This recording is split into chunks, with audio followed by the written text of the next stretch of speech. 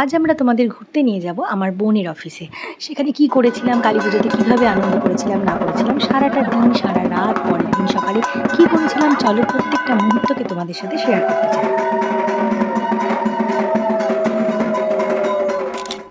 কিছু মুহূর্ত সত্যিই খুব মজার এবং এরকমই একটা মুহূর্ত আমরা এখানে দেখতে পাচ্ছি।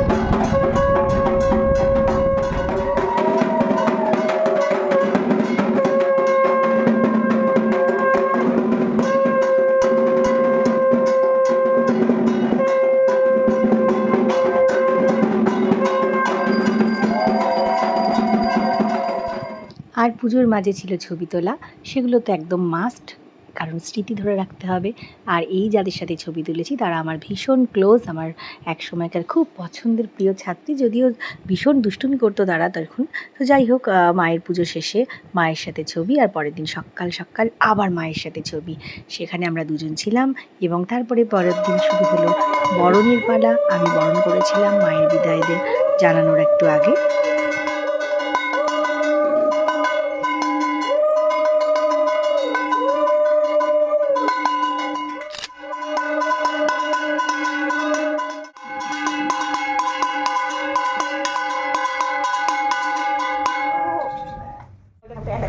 মিষ্টি মুখ করিয়ে অবশেষে মাকে বিদায় জানানোর সময় এসে গেল এবং আসছে বছর যাতে আবার মাকে আমরা নিয়ে আসতে পারি সুন্দরভাবে, আরও অনেক অনেক আনন্দ করতে পারি, সেটাই একমাত্র চাওয়া। তো অবশেষে মাকে নিয়ে আমরা রওনা দিলাম।